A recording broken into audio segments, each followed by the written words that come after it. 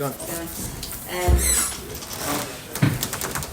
Obviously, you've been in the papers the last week or so talking about your career, how you want to be number one. Does that mean you're leaving Liverpool, or what's the thinking?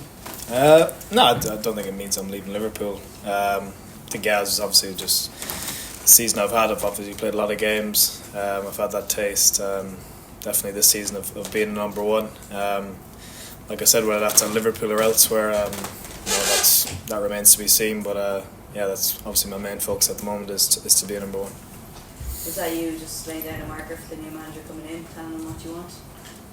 Yeah, I just think it's just me myself saying, I think I'm at that stage in my career where I need to make that next step, and I need to play week in, week out. So I think that's all it was really. It was a reflection on the season and my ambitions going forward.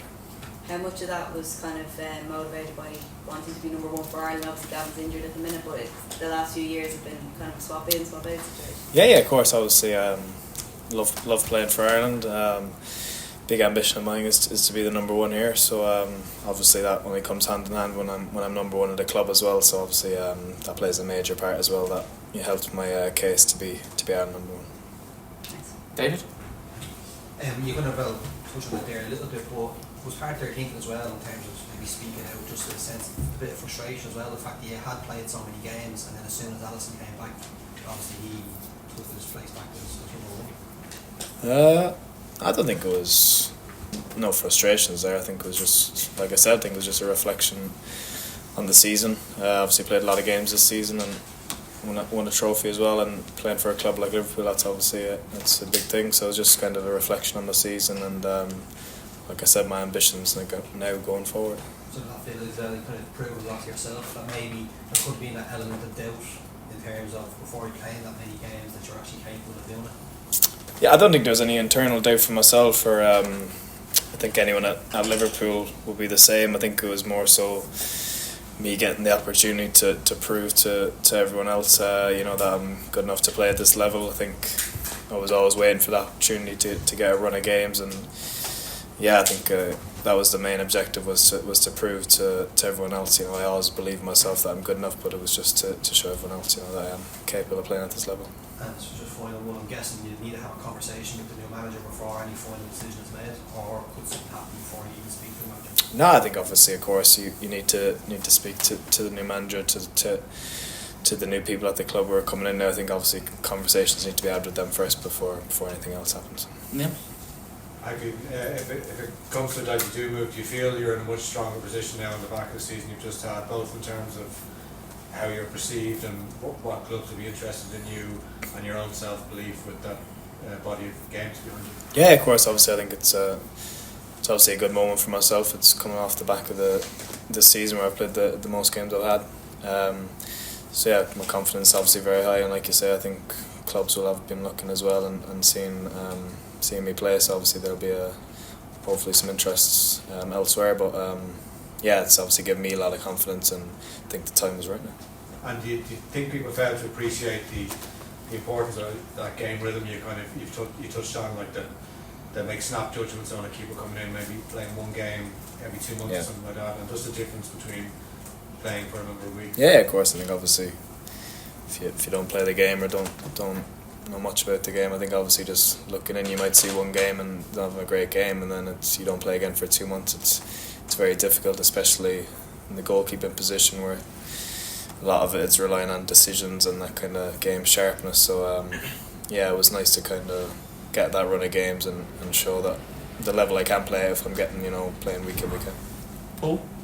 Caoimhin, how are you? I presume whatever happens in terms of Liverpool or elsewhere, do you see yourself very much in the Premier League, or would you be open to moving abroad at all? Pretty. Obviously, I don't know what's happening yet with Liverpool, but I think open to all options. Obviously, if I do move, I think everything has to be right for myself. It has to be the right club. It has to be the right thing for myself, and that could be in England, it could be abroad. But I think I have to make the right decision, and it has to be a good fit for myself, most importantly.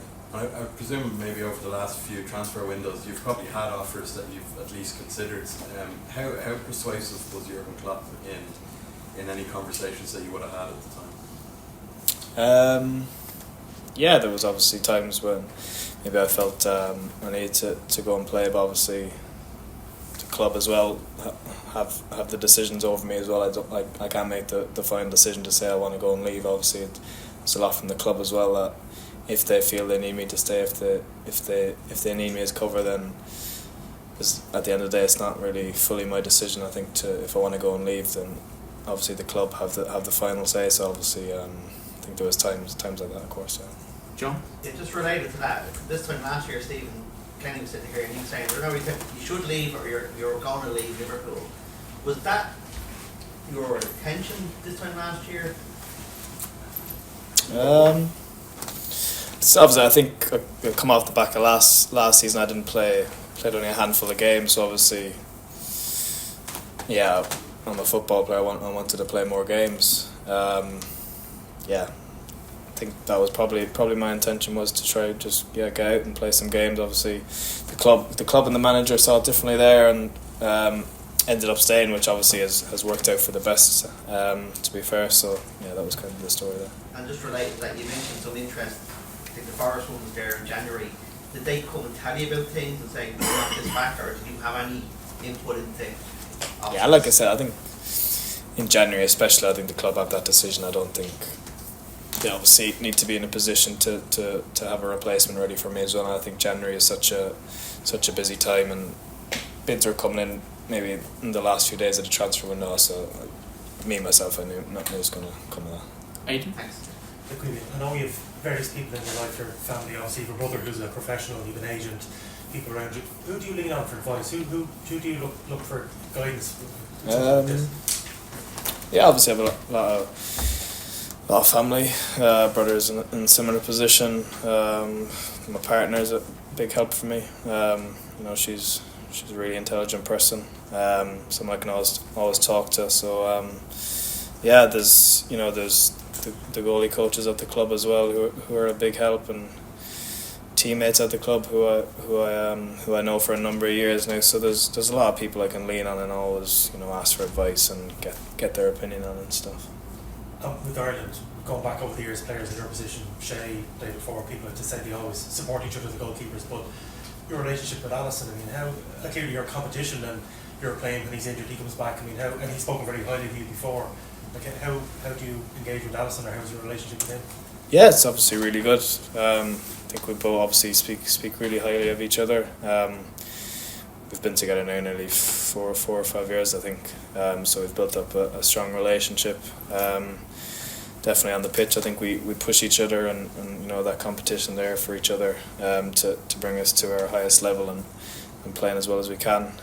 So no, that relationship has always been good, and I think both of us have always remained professional, whatever the decisions are, and yeah, that's the main thing, that we're professional and we're pushing for the right thing, most importantly for the team. Philip? People and I tend to go down strange roads. What do you make of Luke Litter? Have you seen him play? I've not been living under a rock, so I've seen him play. You see Luke Litter, right? Have you seen him play? Yeah, he's good. Yeah. Have you seen him play? I've only seen him on the Ali Pally. He was over here a few weeks ago for an Irish Grand Prix. Yeah. But because I know you play darts. Yeah, I love darts. Yeah, I love darts. Yeah. What's your highest checkout? My highest checkout, I think it was 120. Pretty good. It's not bad. Yeah. It's not as good.